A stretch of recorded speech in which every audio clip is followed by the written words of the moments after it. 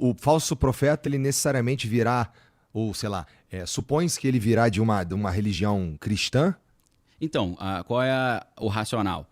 Como o catolicismo é a igreja, é a religião que tem mais adeptos, se você pega aquilo ali como referência, você já pegou a maioria dos fiéis. Verdade. Então, por causa desse cálculo, a galera acredita que o Vaticano possa desempenhar um papel. Parece que isso é papo de crente que não gosta de católico, mas existem muitos católicos que levantam essa bola. Se você pega o trabalho do padre Gabriele Amorte, que é o exorcista, do Vaticano, né? Esse cara já fala sobre a infiltração de pessoas dentro da igreja para transformar a igreja num instrumento dessa nova ordem mundial, ou desse governo único global. Além disso, um que eu acho até mais interessante, mais profundo ainda, escreveu mais, é o Malachi Martin. Esse eu não conheço. Pô, Malachi, escreve Malachi, né? Tá. O CHI. Malachi Martin, ele era um cara... Esse cara era analfabeto, né? Falava 14 idiomas e tal. Bem burro, né? Cara meio ignorante, não gostava de ir pra escola, não. Esse cara, ele foi assessor do cardeal Augustin Bert. Augustin Bert era um dos cardeais mais importantes do Concílio Vaticano II. E esse cara era um jesuíta irlandês, insider do Vaticano, amigo do Papa da época. O Papa era a chapa dele, o Papa fazia ali umas confissões para ele. Então falando de quanto tempo atrás? Isso aí a gente está falando anos 60. Tá. Mais ou menos, nesse caso específico eu estou falando 1963. Tá. Por que eu estou falando 1963? Esse Malachi Martin, ele viu alguma coisa no Vaticano que ele falou, fez igual esses caras na OpenAI, falou, tô fora. Chegou pro Papa e falou, poxa, ó, já deu, me libera aí dos meus votos aí que eu vou dar linha na pipa aí.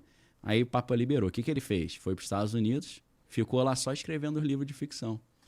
Aí um dos livros interessantíssimos, não tinha em português, agora tem em inglês, era Windswept House, Uma Casa Varrida pelo Vento. Em português saiu O Último Papa. Tá. O Último Papa, tá? E botaram um subtítulo maneiro também, que é Uma Conspiração Diabólica para Destruir o Vaticano. Isso, a princípio, um livro de ficção. De ficção, cara, tijolão. Bem escrito pra caramba. Até pra quem... Eu fui ler em inglês no original, anos atrás, falei, pô, até é difícil de entender, que é rebuscado o livro. Tá. O português tá mais tranquilo. Tá.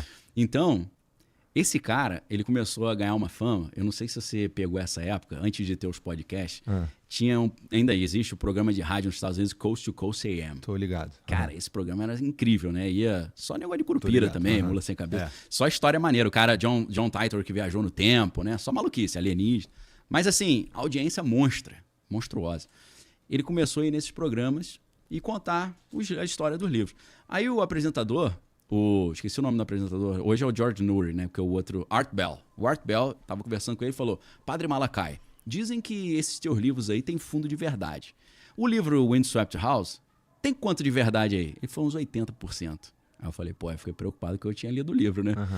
Cara, esse livro começa logo no início, falando que em 1963, numa data específica, que eu não me lembro, que era uma data importante para o mundo espiritual, foram realizados 2 rituais sinistros, diabólicos, um numa capela ali no Vaticano e um outro na Carolina do Norte, nos Estados Unidos. Tá. Como não tinha internet, eles se conectaram por telefone para sintonizar. E ele disse que colocaram um trono e convidaram o diabo para sentar no trono e falaram, o Vaticano é teu agora.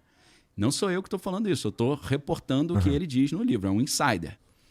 Depois de contar essas histórias, e quando ele estava para publicar o livro mais cascudo, que aí não seria ficção, seria não ficção, ele chegou a publicar, por exemplo, Os Jesuítas e a Traição da Igreja Católica, que tinha em português, mas esgotou, e talvez em inglês é mais fácil se achar que é um tijolaço também. Nossa, então esse cara, ele produziu pra caramba, Muito. então. Pô, produziu coisa pra caramba. Ele tem um livro só de exorcismo. Mano. O cara era exorcista também.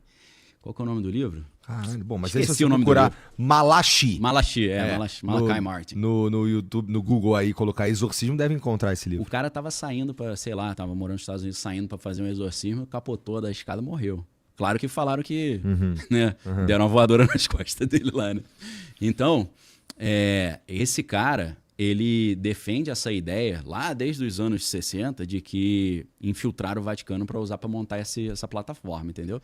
E a gente, mas assim, as pessoas normais, a princípio, nada disso aconteceu de verdade, porque tudo continua acontecendo como deveria, não é? Ou não? Segundo ele, esse ritual aconteceu. Tá. O cara perguntou para ele se aconteceu. Beleza, aí o ritual, vamos dizer assim, que o ritual aconteceu, mas é tudo encoberto de uma maneira que continua tudo lindo aqui, é Jesus. Mas assim, ele explanou alguns caras, porque no livro, Os malandros já pegaram o livro, identificaram todos os personagens, fizeram a tabelinha. Ó, esse é esse, esse é esse. Então tinha um cardeal que era de Chicago, que ele falou que era o satanista infiltrado na parada. Que era o cara que era do clube, sei lá, do grupo que ele chamava, né? Uhum. Então, assim, você vai achando as equivalências. Você fala, pô, meu irmão, agora eu entendi qual é desses caras. Aí tem aquela história de 1978, que foi o ano dos 3 papas.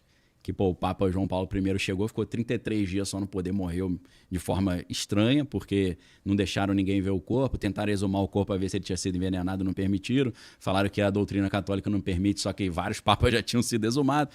Então, aquela história estranha, né? Aí entra o João Paulo II, né? O João Paulo II entra com a missão de lutar contra a União Soviética, né? Aquele medo da União Soviética acabar com o cristianismo. E aí, eu não sei se você quer entrar nesse papo aí de o novo Papa, essas coisas. Em todos os papos, Daniel. Já, você... No Papa e no Papa. E no Papa. Vai dando aí que a gente vai aqui. Vambora, tá bom. Rio de Janeiro, né? Vambora. Rio de Janeiro, vambora, partiu. Vambora. Quer uma cerveja? Bora. Pô, não bebo não, só tô na aguinha. Não é aquela água que o passarinho não bebe, não. Mas eu acho que eu vou água tomar mesmo. uma cerveja. Pega uma cerveja pra mim, Eliane. Vai lá.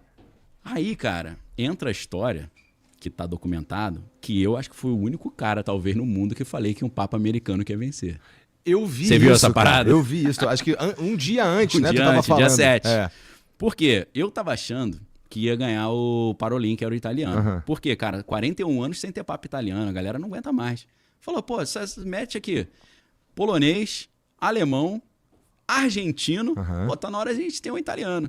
Aí eu tava nessa, pô, acho que vai ser o italiano. Só que aí, meu irmão, no dia 6 à noite eu fui dormir, eu falei, brotou um raciocínio. Eu falei, cara, eles escolhem os papas sempre com a missão que tem a ver do momento. Aí eu pensei, cara, 1978 entrou o João Paulo II porque ele era polonês, naquela época a Polônia fazia parte da União Soviética, e ele ia poder fazer a frente, que ele conhece os caras, né? Dizem que a melhor maneira de você vencer o seu oponente é conhecê-lo. Ele conhecia e parece que a missão dele deu certo, porque o Muro de Berlim caiu, a União Soviética acabou. Pô, parabéns pra ele. Só que aí, meu amigo, cai a União Soviética, você não precisa mais de um papa anticomunista, teoricamente. Então, fica aquele negócio, né? Quem que a gente vai botar agora? Nesse meio tempo, a ala progressista, mais marxista ali do Colégio de Cardeais, começou a falar, precisamos tirar um conservador, botar um dos nossos, né? E aí eles se organizaram em vários grupos, alguns mais abertos, outros menos, como ficou conhecido como Máfia de San Galán, ou Máfia de São Galo, né? Porque essa galera progressista se reunia na Suíça para tentar montar o plano de voltar ao poder no Vaticano. E aí... Putz, a gente fica achando que é só no Brasil que os caras ficam de politicagem. Pô, rapaz, isso aí é a instituição mais antiga do mundo. É verdade. Se ela tá esse tempo todo aí, meu irmão, é porque os caras sabem jogar o jogo bonito, né? Os caras são ninja, meu irmão. Então, os caras pensaram, pô, isso tem que... A gente não pode deixar continuar um conservador, não. Só que o que acontece? João Paulo II, que era conservador, ele tinha um cara que o apelido dele era o Rottweiler do João Paulo II, chamado Joseph Ratzinger, que que depois virou o Bento XVI. Tá. Esse cara era o presidente para a Congregação da Doutrina da Fé, que é um nomezinho diferente para a Inquisição, pô. Tá. Entendeu? Um eufemismozinho. Entendi. Lembra que tinha o Caveirão lá no Rio? Lembro. Aí pegava mal o Caveirão, mudaram para Pacificador. Né? Febem virou Fundação Casa. Isso. Aí então Inquisição virou Congregação para a Doutrina da Fé. O cara que passava o cerol em todo mundo lá era o Ratzinger. Ele chegou a botar na geladeira o Leonardo Boff, brasileiro, que falou, ó, você tá pregando teologia da libertação e tá pregando marxismo, tá na geladeira. 1 ano sem dar aula e sem pregar e sem fazer missa nem nada. E aí, depois ele abandonou a igreja. Então esse cara, meu irmão, era o caçador de comunistas. Os comunistas lá, os progressistas, já não aguentavam mais. Mas o Bento entrou porque tinha essa força de ser braço direito do João Paulo II, mas ficou um negócio meio anacrônico. Os caras, pô, não tem mais União Soviética, comunismo não é mais um perigo. Pra que eu quero um cara desse? Aí, curiosamente, começa a surgir um monte de documentação comprometedora do Papa. Por exemplo, estava saindo o Wikileaks, saiu o Vatileaks. Um monte de pepino lá do Vaticano, negócio de dinheiro, ele não ter punido os padres que estavam abusando lá dos outros e tal, das crianças. E aí começou uma pressão ferrenha em cima dele. Oficialmente, ele falou, pô, tô cansadão, não vai dar não. Mas tem muitos livros e muitos vaticanistas que acompanharam que falam que a galera chegou pra ele e falou, ó, ou tu sai, ou vai vir mais capivara aí, meu irmão. Vai ficar ruim pro teu lado. Aí ele jogou a toalha e falou, vou embora. Aí o que acontece? Em 2013, quando ele sai fora, qual é o cenário? Pô, totalmente diferente de 1978. O problema qual era? Qual lugar onde tem mais católico do mundo? América Latina. 40% dos católicos estão aqui. Qual o país com maior concentração de católico pela porcentagem? Brasil. E eles estavam perdendo membro pra caramba para as igrejas evangélicas. Então, qual foi o racional? Precisamos de um cara especializado nesse novo problema. quem que a gente pode chamar? A gente tem que chamar um cara, assim como a gente chamou um polonês para resolver o problema da União Soviética, vamos botar o primeiro sul-africano. Sul-americano, perdão. Pega um latino. Falei sul-africano por causa do o Trump. Você tô ligado, vi. Vamos ter que pegar um sul-americano. E além disso, tem um plus. Mataram 2 coelhos com uma cajadada só. O cara não é só sul-americano, o cara era jesuíta. Sim. Primeiro papa jesuíta da história, que para quem conhece a história da Igreja Católica sabe que isso aí era uma coisa tão inimaginável quanto você ter um papa norte-americano. Por quê? Os jesuítas foram criados... Deixa eu explicar não porque... Tudo que você quiser, Daniel. Tá bom, vambora. Demorou. Eu vou pegar um caminho mais fácil, porque senão ia queimar a largada aqui. Porque se eu falar por que o jesuíta era improvável, é melhor falar para que inventaram os jesuítas primeiro. Boa. O que acontece? Em 1517, Martinho Lutero faz a Reforma Protestante. E guarda aí, galera, guarda na gavetinha que ele era um monge agostiniano, da Ordem dos Agostinianos, beleza? Que vai ter a ver com o Papa Leão XIV.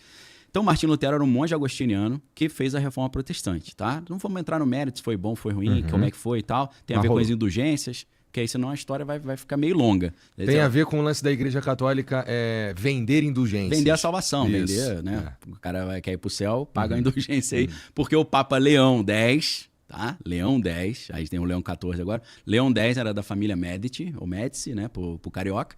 E ele queria embelezar a Basílica de São Pedro. Precisava de grana. Precisava de muita grana. Aí os caras falaram, e agora? Ele falou, agora a gente vai instituir um ano de jubileu. Aí ele falou, pô, mas já não tá na época, é de 50 anos. Ele falou, não, pô, ano de jubileu é excepcional, especial. Entendi. Pô, né? Pra gente financiar aqui. Aí mandou brasa. Só que aí chegou o maluco lá, o Johann Tetzel, que era o cobrador ali de indulgência lá na Saxônia, lá não tinha Alemanha ainda, né? Era Saxônia. Ele chegou lá e falou, quem quiser que a alma da sua querida vovozinha suba imediatamente do purgatório, é só jogar uma moedinha aqui no baú. Quando o barulhinho da moeda bater no fundo do baú, a alma da sua vovozinha vai subir. Pô, Martinho Lutero agarrou o cara e falou, tu vai falar mentira aqui não, hein, pô. Porra, que safadeza, Sabe né? o que o Martinho Lutero disse pro cara que diz? Se você voltar aqui, eu te arrebento. Caraca, sensacional. O cara é maluco, tá né? Certo. Imagina, você defende, você viveu, você acredita naquilo ali, você é um sacerdote pra valer do cristianismo. Sim. E chega um cara falando que quando tu jogar a moeda, tua alma da vovó. É tipo falar pros outros que apostar no tigrinho, tu vai ganhar dinheiro, pô. O cara ainda mandava assim, pô, quem que não faria isso pela sua querida vovozinha, né? Pegou pesado. É. Né?